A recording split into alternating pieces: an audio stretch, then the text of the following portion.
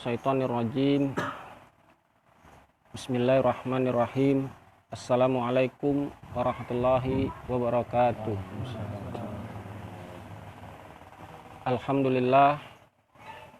Alhamdulillahi rabbil alamin. Wa nahmaduhu wa nasta'inuhu wa na'udzu billahi min syururi anfusina wa min sayyiati a'malina. Asyhadu an la ilaha illallah wa asyhadu anna Muhammadan abduhu wa rasuluh la nabiyya ba'd. Tuan-tuan dan puan-puan, puji dan syukur kehadirat Allah Subhanahu wa taala yang mana dengan kudrat dan iradatnya serta dengan kasih sayangnya kita bisa berkumpul di rumah yang berbahagia ini. Sholawat beriring salam kita sampaikan ke junjungan Nabi besar kita Muhammad sallallahu alaihi wasallam. Semoga syafaat beliau dapat menolong kita di hari yaumil akhir kelak. Bismillahirrahmanirrahim.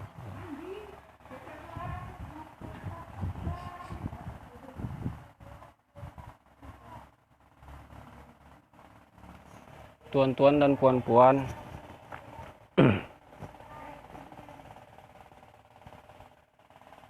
sebenarnya saya tidak ingin membaca kitab hikam ini karena ada beberapa bagian bahasa yang sulit saya terjemahkan. Dan saya merasa nyaman untuk menyampaikan itu apabila yang saya sampaikan itu setidaknya dapat tuan-tuan dan puan-puan pahami. Namun saya sedikit kesulitan untuk menerjemahkan bahasa hikam ini karena ada bahasanya yang berbalik-balik. Jadi begini tuan-tuan dan puan-puan. Saya ingin mencoba membuka yang namanya bab sangka. Prasangka. Sangka itu katanya kan ada firmannya ana zoni abdi bi abdi. Aku itu bagaimana prasangka hambaku kepadaku. Kata Allah begitu, aku itu bagaimana prasangka hambaku kepadaku. Tuan-tuan dan puan-puan, kenapa di dalam sangka itu juga terbagi dua. Yang pertama ada namanya husnuzon, sangka baik. Yang kedua ada yang namanya suuzon, sangka buruk. Sebagian para ulama itu menganjurkan pada kita untuk selalu bersangka baik agar hasilnya baik, dan untuk menghindari prasangka buruk. Nah, itu tadi makanya kenapa Allah bilang itu, aku itu bagaimana prasangka hambaku kepadaku. Jadi segala sesuatu yang kita sangkakan itu tidak terlepas daripada hasil yang kita sangkakan itu. Maka kalau kita baik, hasilnya dia akan baik. Kalau kita sangka buruk, itu hasilnya akan buruk. Jadi dia mengikutin saja. Keadaan lahiriah kita, tuan-tuan dan puan-puan, sebenarnya mengikuti sangka kita. Keadaan lahiriah kita ini, keadaan zahir kita ini, itu sebenarnya mengikuti sangka kita. Makanya tuan-tuan dan puan-puan, ketika tuan-tuan dan puan-puan selalu berprasangka baik dalam hal keadaan apapun, pasti zahir tuan-tuan dan puan-puan itu dalam keadaan baik. Zahir ini keadaan lah dulu ya. Keadaan yang tuan rasakan itu dia pasti baik.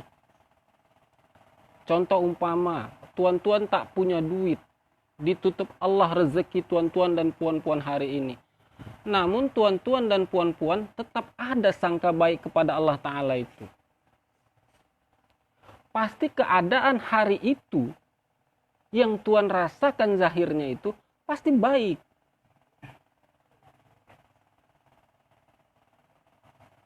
Namun ketika tuan-tuan dan puan-puan berprasangka kepada Allah tentang sesuatu yang buruk, tuan sangkakan Allah tidak memberi karunia rezeki tuan pada hari ini, pasti hasilnya buruk.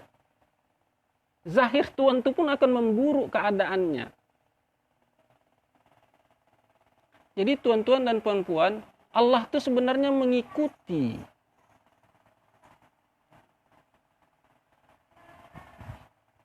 Kita yang menetapkan dan memilih. Makanya menetapkan dan memilih itu kalau menurut saya itu bagian daripada sangka. Sudah awak tetapkan dulu hasilnya. Sudah awak ukur dulu segala sesuatunya.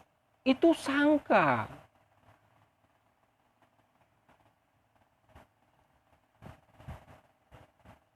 Prasangka awak.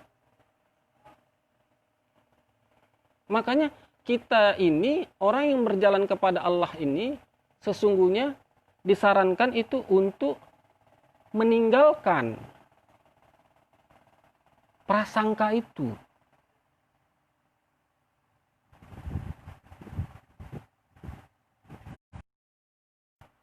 Tuan-tuan dan puan-puan, yang kedua, buah daripada sangka itu, yang pertama, bisa jatuh kepada kufur.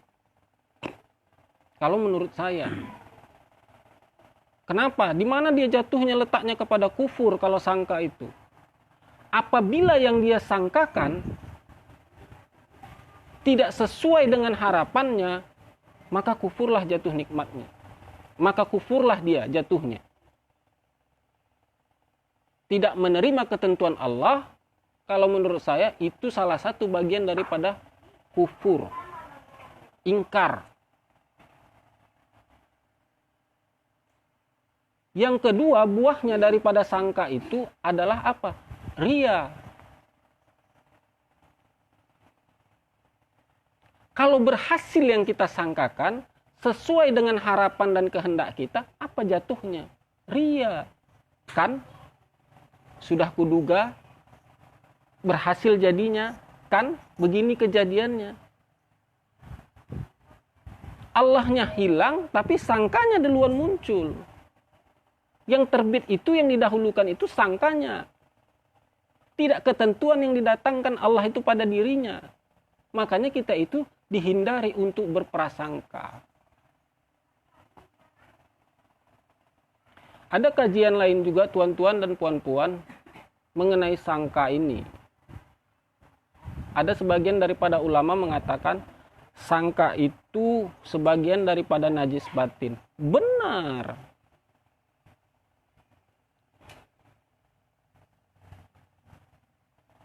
Orang yang belajar tauhid ataupun orang yang belajar berjalan kepada Allah ini salik sifatnya, dia kenapa harus membuang sangka? Diwajibkan dia membuang prasangkanya.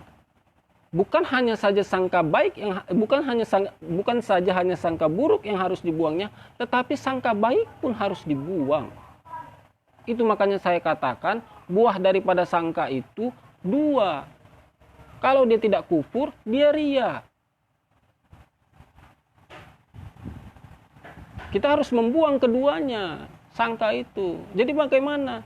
Yang tepat adalah bagaimana? Yang sangka benar. Benar. Tidak ada lagi pun sangkanya. Benar. Untuk menghilangkan sangka baik dan sangka buruk itu, disitulah kita dilatih untuk menerima segala ketentuan Allah itu yang ditimpakannya bagi diri kita. Maka dulu kita sering dengar dari Tuhan, dia sering katakan begini, jangan kau tanyakan apa yang kutimpakan bagimu, dan jangan kau ajarkan aku soal kebutuhanmu. Kan sering Tuan Guru tuh, Ayah Nawani dulu sering bilang begitu. Jangan kau ajarkan, jangan kau tanyakan apa yang kutimpakan ajar artinya melepaskan daripada sangka itu.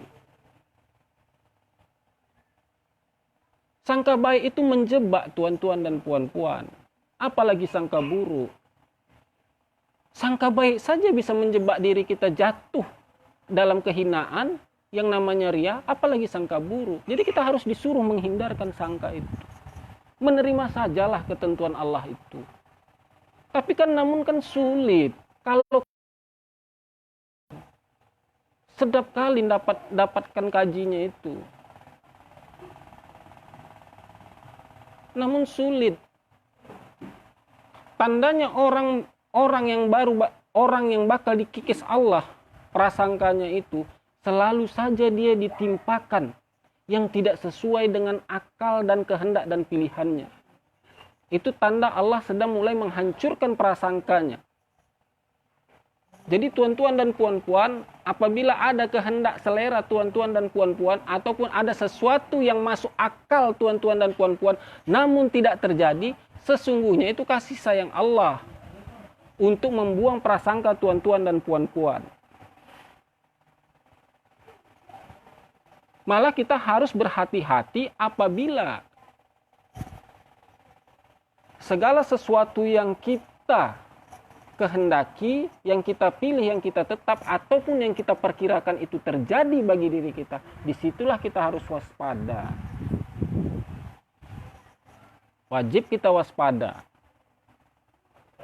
Kita jagalah perasaan dan pikiran kita. Kenapa Allah memberikan sesuai dengan kehendak dan pilihan kita? Disitulah kita harus berhati-hati juga. Menerima ini yang sulit tuan-tuan dan puan-puan. Kan syarat untuk membuang prasangka itu yang saya katakan tadi itu, kita kan harus menerima keadaan itu. Adakah kita mampu untuk bisa menerima keadaan itu? Kebanyakan tuan-tuan dan puan-puan, kita akan bakal sanggup menerima keadaan itu apabila yang sesuai dengan selera dan kehendak kita. Baru kita sanggup menerima keadaan itu. Apabila sesuatu yang tidak sesuai dengan kehendak dan selera kita, terkadang berperang perasaan itu, Tuan, untuk menerima keadaan itu. Tetap wajib ada dulu perperangan. Satu sisi awak paham kajinya. Satu sisi nafsu awak ini nolak menerima keadaan itu. Kan di situ kan awak melakukan dulu namanya mujahadah. Perjuangan, berjuang awak antara kaji yang awak terima dengan perasaan yang awak terima ini. Kan harus di situ berjuang awak. Satu, kajinya awak tahu. Awak harus menerima ketentuan Allah. Namun perasaan awak sulit untuk menerima ketentuan itu. Di sini berperangnya. Itu harus awak jalanin. Bagaimana dia yang bersungguh-sungguh, dia tahu rasa mengintipnya itu. Bagaimana dia merasakan perjuangannya melawan antara pemahamannya tentang menerima ketentuan Allah itu dengan rasanya. Di situ dia harus berjuang. Tidak serta-merta mudah untuk menerima ketentuan Allah itu saja. Mentang-mentang udah dengar gini kajinya, besok aku terimalah ketentuan Allah. Tunggu dulu. Tidak semudah itu. Jalannya pasti dia pertama berperang dulu perasaannya. Diiktikadkannya dulu. Segala sesuatu yang menimpa dirinya itu dia harus terima, diiktikad.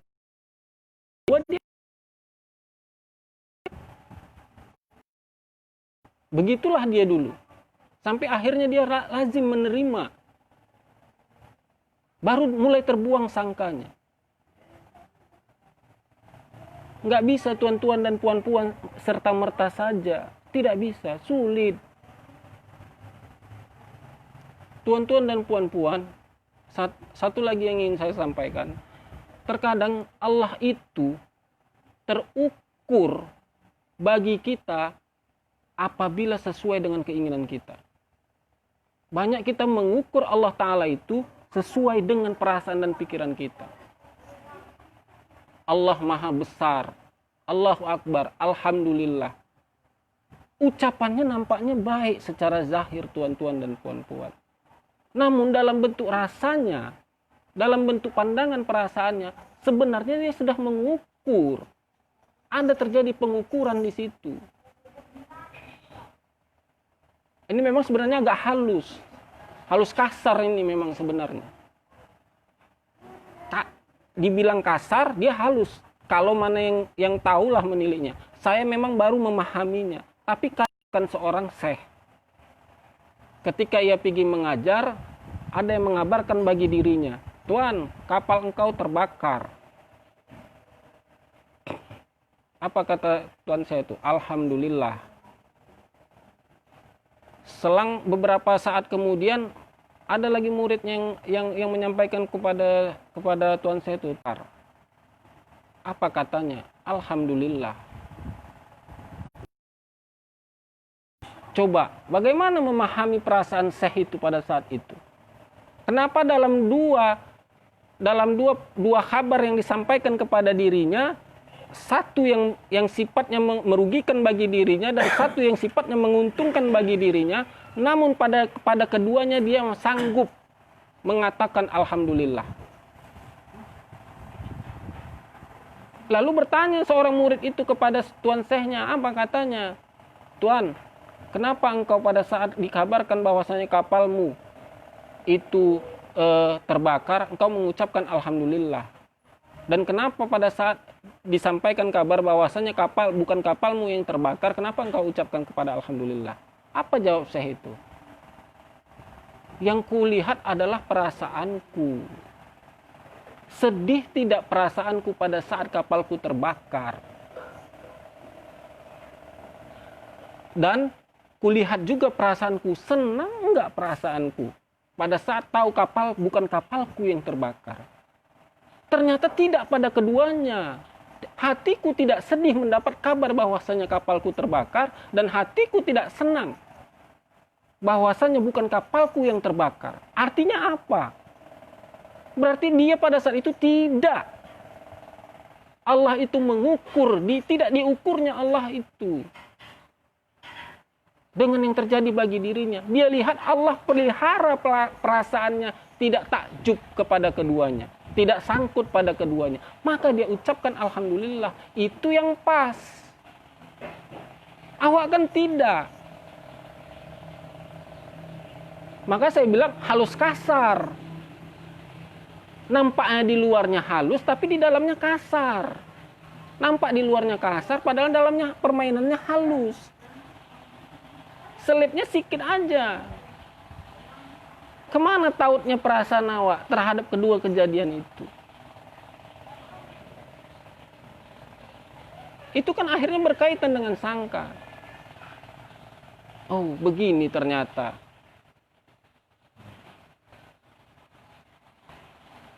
Kemudian tuan-tuan dan puan-puan, selain daripada sangka,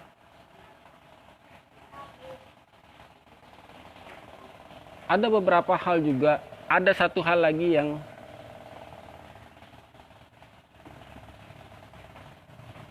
membuat kita itu terjebak. Lupa saya juga ingin menyampaikan.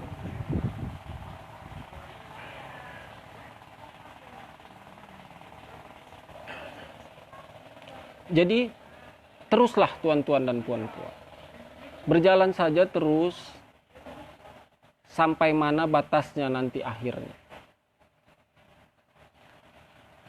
Saya sebenarnya seringnya nyampaikan ini. Kenapa Ayah Nawani sering dulu bilang begini. Sedada diarungi, masak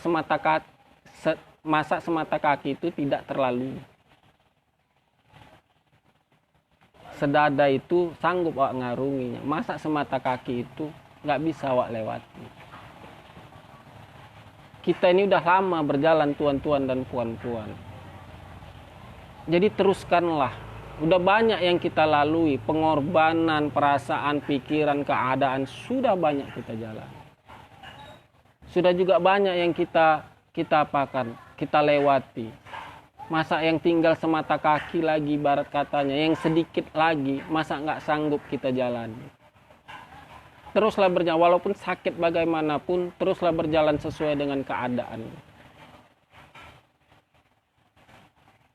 Kenapa saya buka bab sangka, persoalan masalah sangka pada hari ini? Karena itu paling banyak sering nyangkutnya. Apa sebab stres apa gitu? Ya akibat sangka itu. Sangka itu dulu. Ada dengar satu kabar, satu berita tentang A, B, C, D. Misalnya. Lalu udah berpersangka begini, begitu. Nanti ini bakal kejadiannya. Nanti ini bakal begini. Kan prasangka awal. Kita banyak kadang kenanya di situ, tuan-tuan dan puan-puan. Saya mengakui, sering saya kenanya di situ. Malu hati, malu perasaan awak itu ternyata ketika kejadiannya itu tidak sesuai dengan sangka awak. Ada terkadang rasa malu hati, oh ternyata nggak sesuai dengan sangka awak. Maka marilah terus memohon kepada Allah Ta'ala, mungkin dengan rahmat dan kasih sayangnya juga lah tuan-tuan dan puan-puan, kita bisa terus berjalan kepada Allah ini dan disampaikanlah sesuai dengan apa yang kita hajatkan masing-masing. Itu saja yang dapat saya sampaikan. Lebih dan kurang saya mohon maaf. Billahi taufik wal hidayah. Assalamualaikum warahmatullahi wabarakatuh.